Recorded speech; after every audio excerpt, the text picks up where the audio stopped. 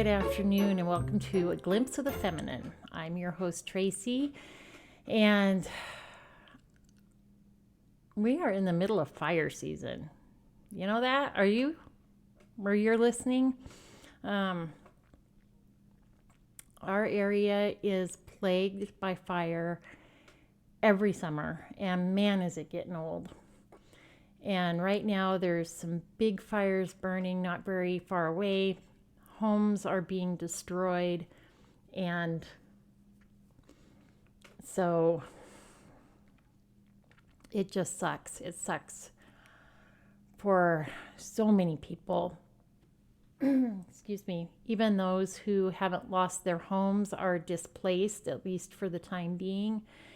And I have friends that had to evacuate that weren't able to find all their critters. And so not only are they displaced by the fire, but they have that worry over their pet. And how many times can I say sucks in, a 5-minute time period or a minute and a half, whatever. It sucks, right? So I had thought about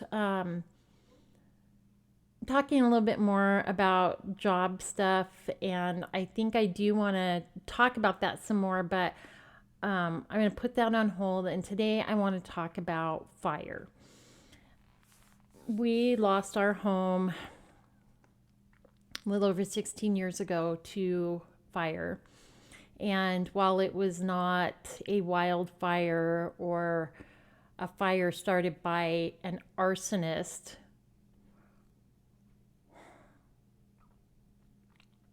and can I just take a half a second and say, what the hell is wrong with people?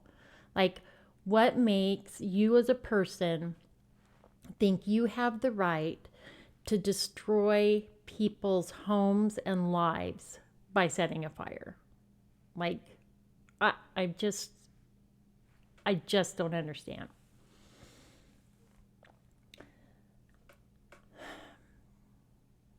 But because I know what it's like to lose a home to fire, I just thought we'd talk about that a little bit today. I want to say this will probably be a little shorter episode, but every time I think that, I end up going at least 40 minutes. So I don't know how long this will be. We'll see. I don't have a script written out. I just want to talk. Grab a cup of coffee, cup of tea, glass of water, whatever your choice of drink is. And let's just have a conversation. So 16 years ago, we had a newborn in the hospital. He had had his first open heart surgery at 10 days old. And we were 9 or 10 days out from that first surgery. It was St. Patrick's Day. And I'm in the PICU with my baby who's recovering. And my ex was back at work for the first day since the baby had been born. And I get this phone call. And it's our internet provider. We had our internet through a local business at that time. And he said, "Is this your home phone number?" And I said, "Well, it's our home phone number. But, well, are you home?" And I said, "No, I'm at the hospital with the baby. But this is your home phone number." And I said, "Well, it's my cell. So yeah, it's our home number, but I'm not home." And he said, "Well, we had somebody out driving around checking equipment and stuff. It was one of those types of internets that we had a receiver on the end of the house." And he said, I don't, like, your house is on fire." And I was like, what?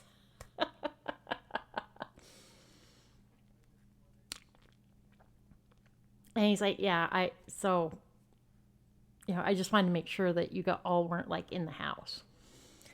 So I got off the phone with him. I had a friend that lived about, I don't know, 3 or 4 miles at least from the house, but she lived up on a hill.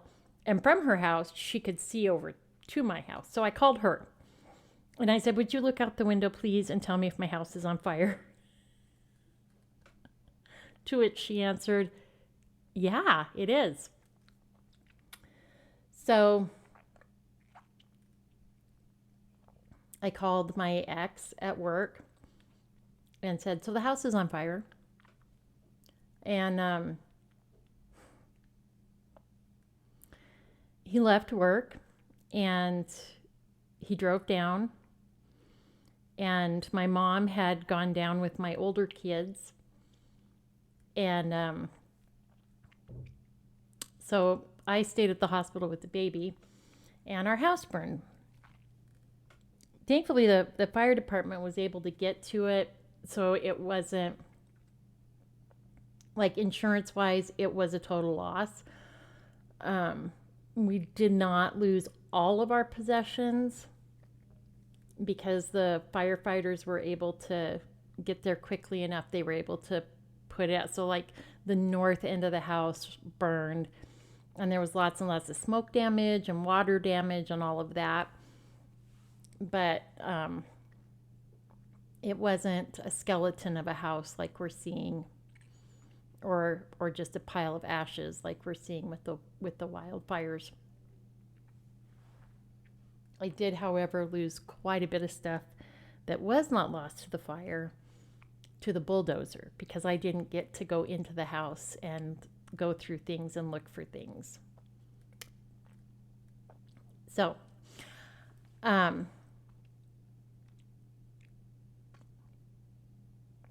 we found out later.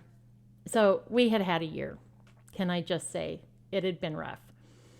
My ex had been out of work for a while, and a very well qualified, hardworking man, but could not get a job. It was just one of those time periods where the job market was just obnoxiously difficult if you were looking for work. And so we had gotten behind on all of our bills. And I had actually been doing what you're supposed to do, getting in touch with the people we owed money to and being like, "He's out of work, but as soon as he's working again, we'll get things caught up as quickly as we can." And I had specifically been in contact with our power company and told them, "I know we're behind, but he is now working and we will get caught up as quickly as we can."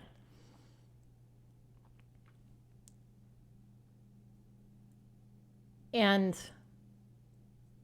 I thought that was, I was doing what I was supposed to do. So anyway,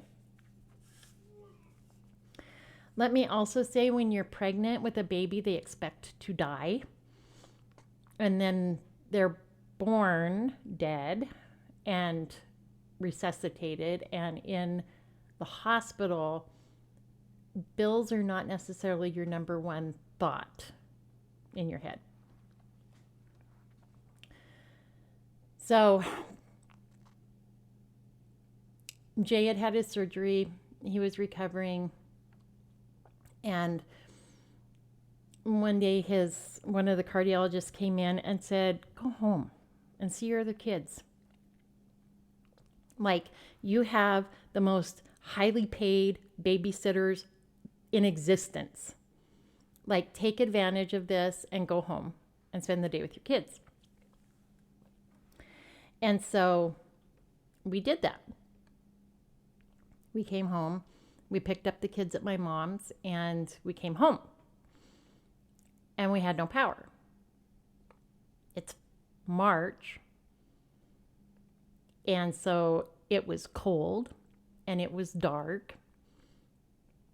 And we didn't really have any money because he hadn't been working. He had a job, but he had taken time off when the baby was born, and he was selling cars. So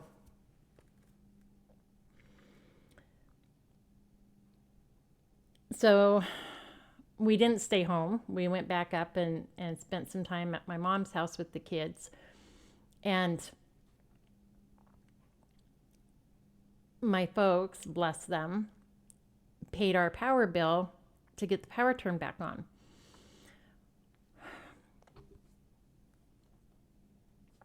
So we lived in an old house built in the 20s. It had been remodeled some and an addition put on in the 60s. And I think possibly that's when our baseboard heaters dated from, but they may have been older than that.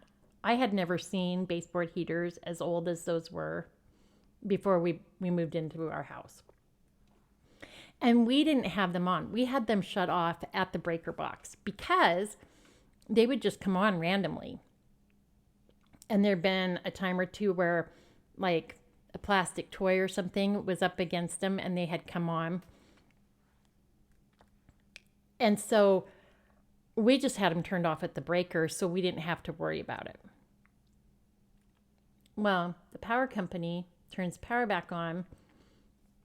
They come into the house and they made one of my older boys came in with them. But so like all the breakers got shut to off and then back on.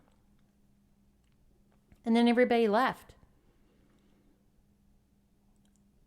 Our oldest was already out of the house, and the rest of them were staying at my mom's because we weren't home. And so the breaker to the baseboard heaters got turned on, and the baseboard heaters started a fire.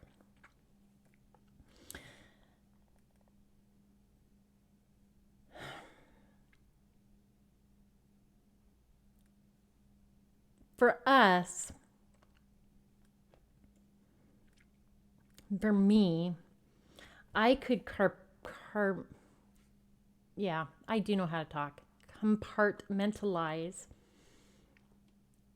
the fire and go, you know what? That was stuff. Because I was dealing with life and death with my baby.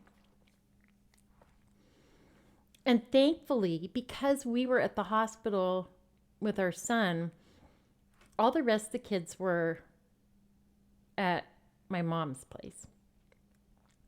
And the dogs were outside because nobody was home to let them in and out. And whatever cats we may have had at that point were outside cats. They were barn cats. So the only life that was lost, my daughter had a couple of parakeets. And they didn't survive. But we didn't have to, we didn't have that grief of we lost a beloved pet or, somebody got injured or killed in the fire. Lost some very precious heirloom items, quilts that my grandmothers had made, things that were irreplaceable. But in the grand scheme of things, nothing truly important. No life was lost. And I do believe that if we hadn't been at the hospital with our son dealing with all of that, the fire itself would have been much more devastating to me because that would have been the focus of my trauma. I had bigger traumas going on.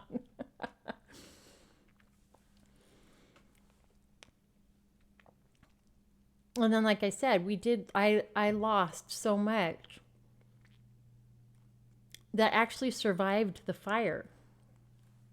But every time we'd come down to the house, so I could start kind of trying to go through things and sort, and I'd be in the house 5 or 10 minutes maybe, and my ex would come in and be like, come on, the baby's crying, we got to go. Baby's crying, we got to go. Because, of course, we were not bringing a heart baby into a burnt house. And so I didn't really get to go through things. And I know it was an old house, it was lath and plaster. And so I know there were things that survived, um, that I just, and then I was in the hospital with him, and my ex called to let me know that they were bulldozing the house because we got to get to building. So the majority of my things, I think I probably actually lost to the bulldozer and not to the fire. But I want to talk about the unique grief, right? No grief is the same. If I lose a parent, that is a different grief than if I lose a spouse, which is a different grief than if I lose a child, then is a different grief than if I lose a friend or a pet or a job, or like every kind of grief is unique.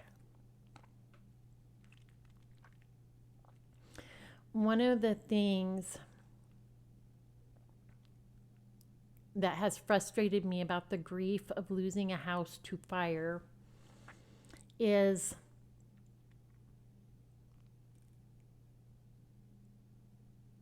it gets dug up a lot years and years later.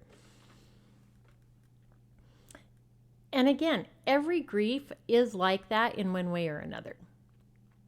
But even now, there'll be times, and again, I'm 16 years out from the house fire. And there are times when I think, oh, I've got this. I've got that item, and where would I have put it? And I'm searching, and I'm like in my brain, where would I have put that? I'm trying to maybe picture where it is. And then it dawns on me, no, I had that before the fire. Or sometimes when I'm trying to think of an item, I don't know if it was a before the fire or if I got it after the fire. And so there's just like for me, it doesn't tend to be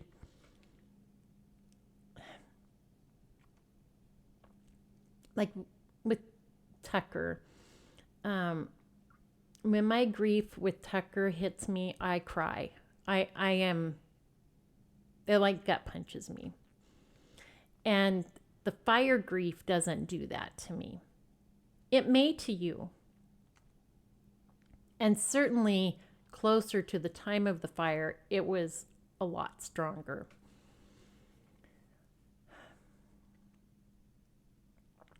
But it's just that sense, that little bit of emptiness, of loss.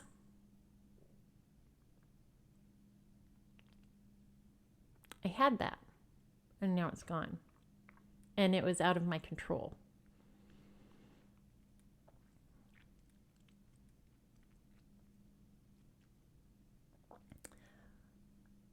In the aftermath of the fire, this is one of the reasons I hate fire season so much.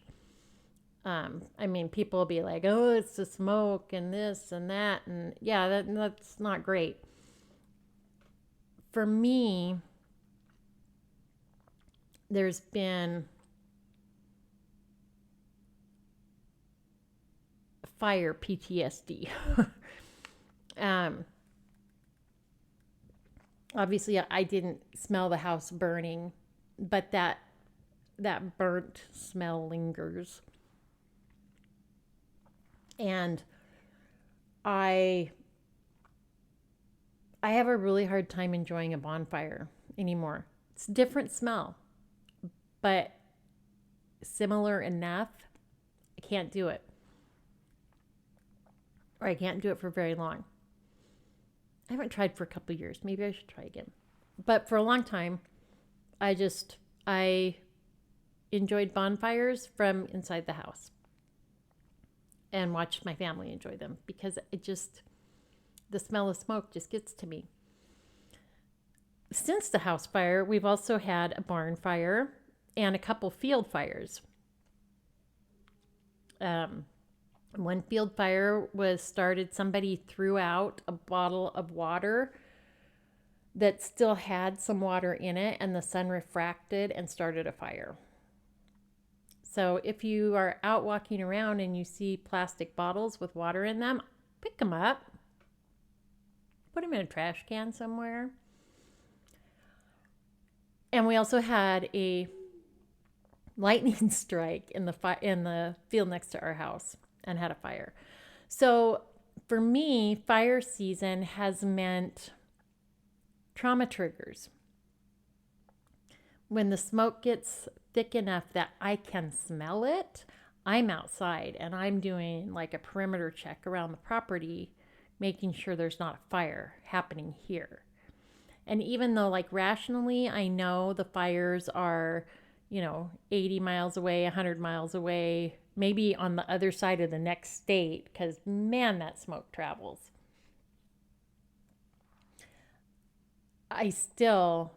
My nervous system says we're in danger and we have to make sure we're safe. And that's a thing. And if you are in an evacuation area right now, like that's something you can kind of expect. Maybe it won't happen to you, and I hope it doesn't. It sucks. But just kind of keep it in your head that, well, that's a possibility. Like, don't be surprised if it does happen.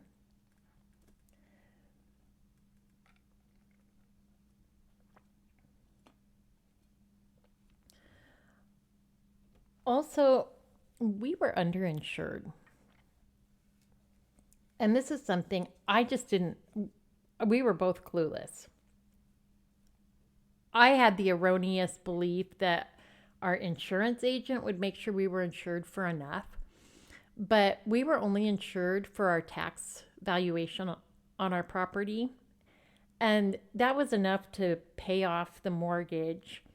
And between what the house was insured for and what the contents were insured for, we were able, being frugal, to rebuild debt free.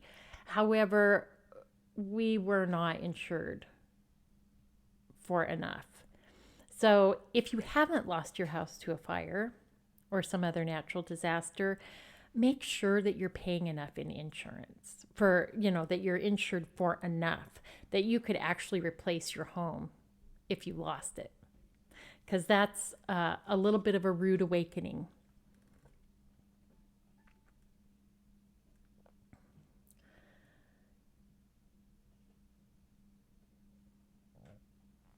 So,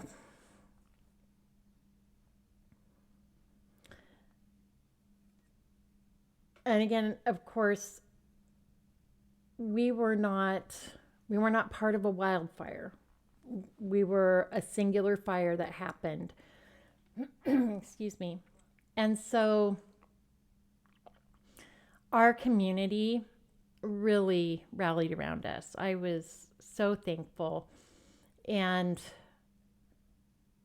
I don't know that I ever properly thanked the community that came around us and supported us.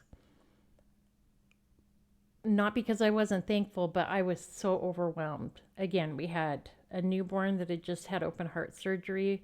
We had a house that burned down.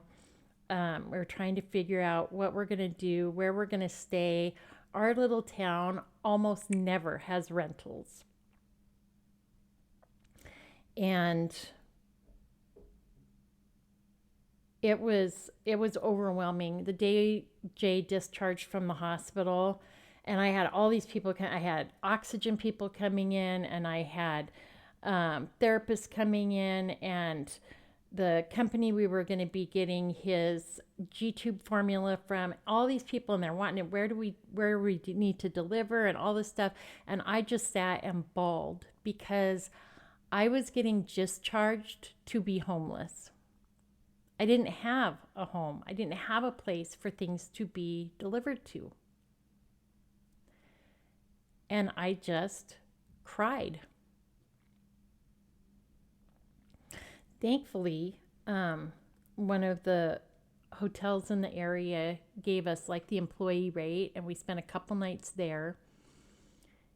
And then I think in less than a week, we found out about a home that we could rent, which was actually a home I'd always wanted to live in. And so things worked out, but a lot of times they work out in the last minute. And we don't know. And if you're somebody who, I'm not a planner, like don't get me wrong, I'm not a planner, but I do like to have a little bit of time to make the adjustment for change in my head and get my head wrapped around it. And that was not happening.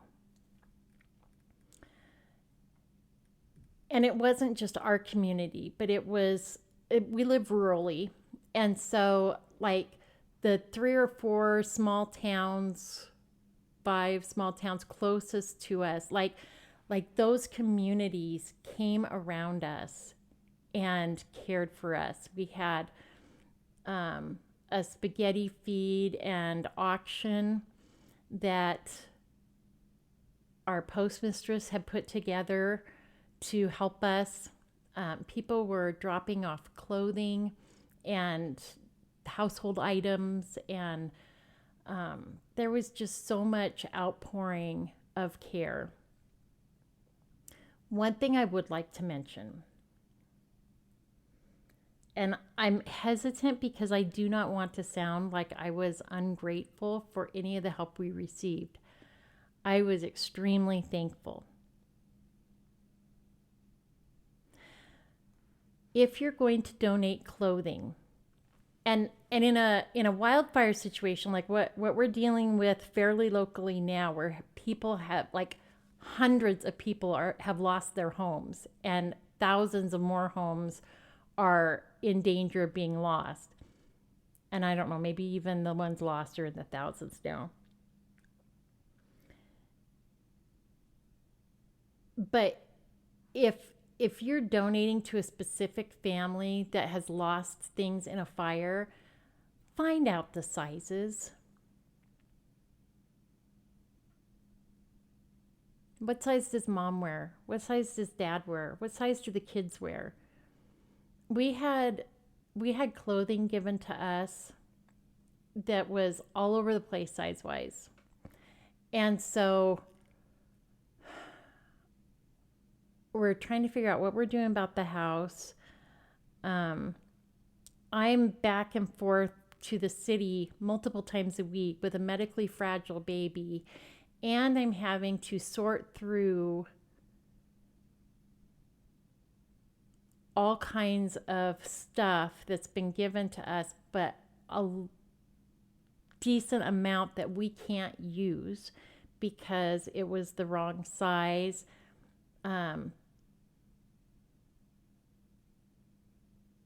Or it was in such bad condition, it really just needed to be thrown away.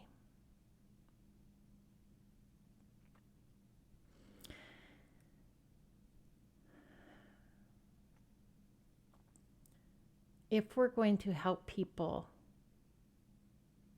let's actually help them.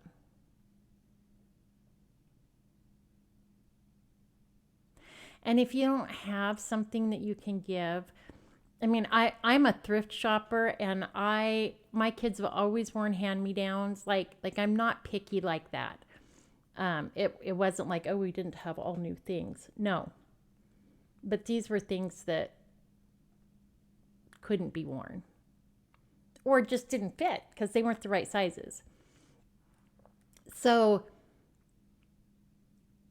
like, if you don't have things that you can give that will fit or in good shape, or you don't have money to give, or you can't go buy, like, that's okay.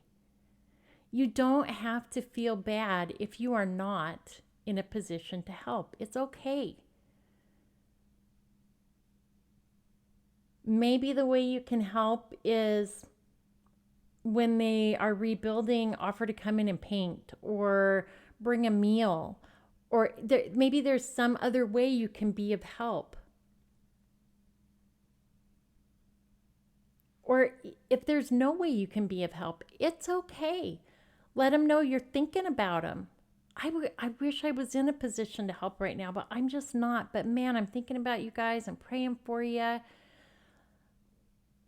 Like, these are things I could do for you if you needed help with that. I'd be happy to come in and help.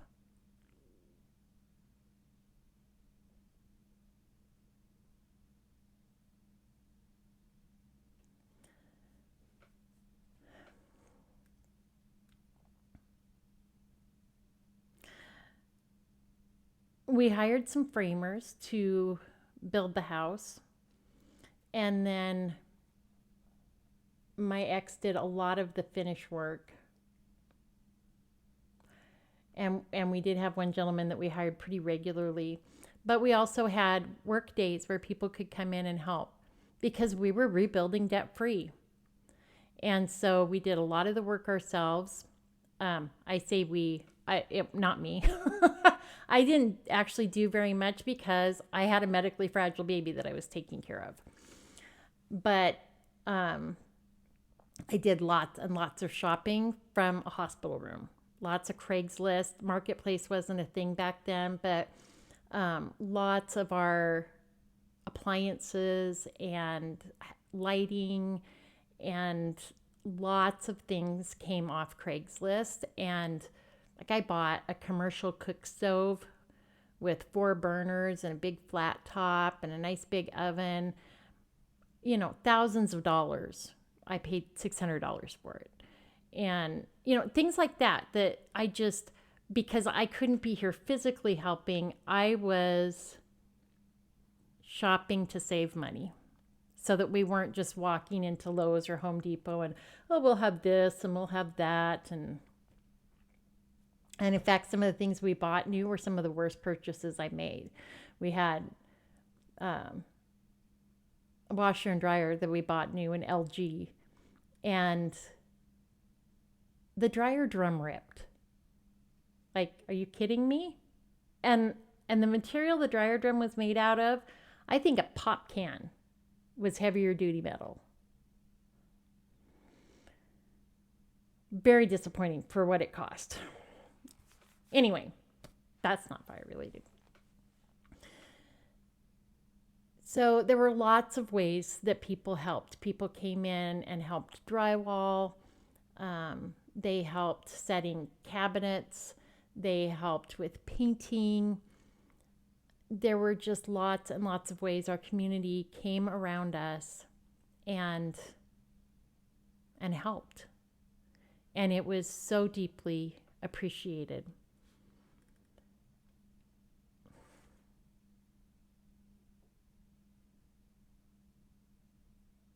I'm sorry, I realized. I just realized I was videoing for my little sneak peek I do, and I forgot I was videoing. So I've videoed almost 10 minutes. That won't be the sneak peek. I promise. It'll be cut down. Oh my goodness. The smoke is getting to me right now. I just have to say, it's been pretty thick. We're miles, and I'm probably, really, as smoke goes, I'm not that far. Maybe 45, 50 miles from the fires, and the smoke's been heavy. And today, I've been struggling with a headache from the smoke. But I'm not complaining because my house is safe. And there are people that have lost everything. And there are people that don't know if they've lost everything or not.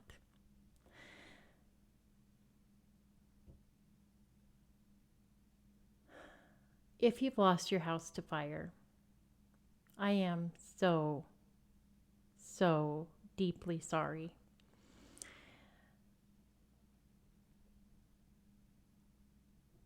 Take a deep breath. It is going to be okay.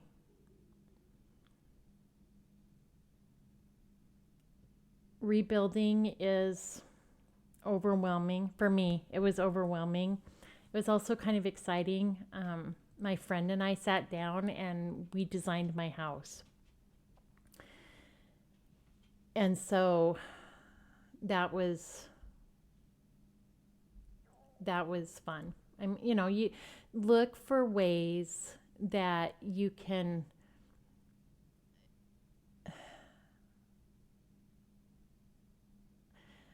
look for things to look forward to in the aftermath.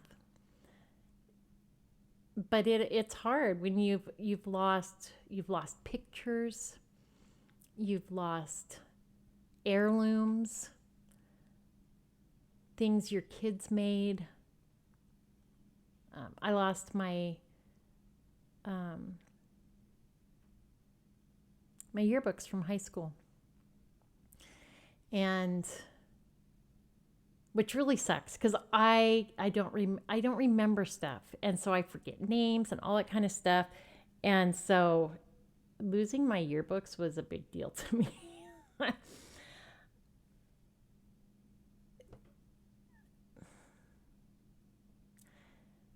Just know you're not alone. I mean, obviously, if you've lost a house to a wildfire, you know you're not alone because your neighbors have also lost their homes, except maybe one. What is it with what, like, devastation, devastation, devastation, one house standing, devastation, devastation, like, I don't get how wildfires work. And unfortunately, in our area, and this is a yearly thing, and people are losing their homes. You know you're not alone, but still, when you're in the midst of it, it can feel like you're alone. And just take it one day at a time. If that's too much, take it an hour at a time, or a minute, moment by moment. One foot in front of the other.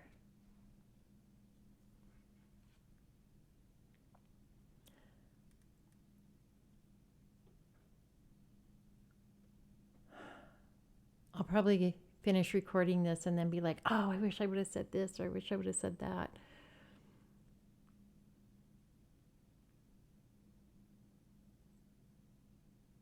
Our hearts go out to those who are affected by the wildfires right now. For those who have lost their homes. For those who have lost beloved pets or livestock. For those who have no idea because they're just displaced right now.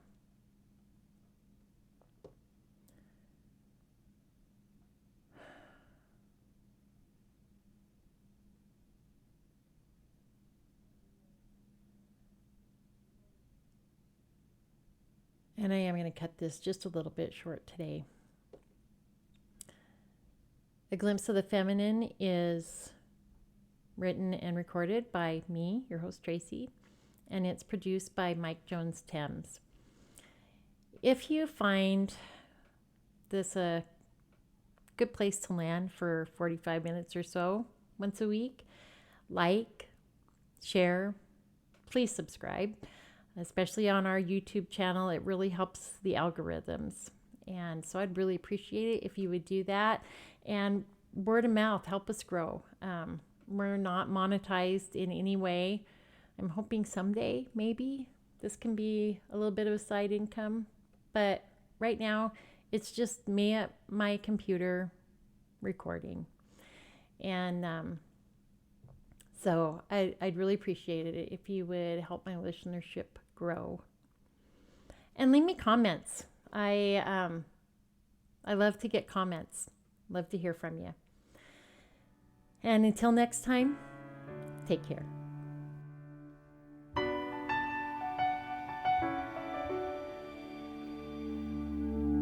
I am not a stranger to the dark. Hide away, they say, 'cause we don't want your broken parts.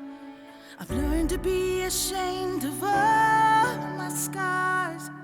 Run away, they say, no one will love you as you are. But I won't let them break me down to dust. I know that there's a place for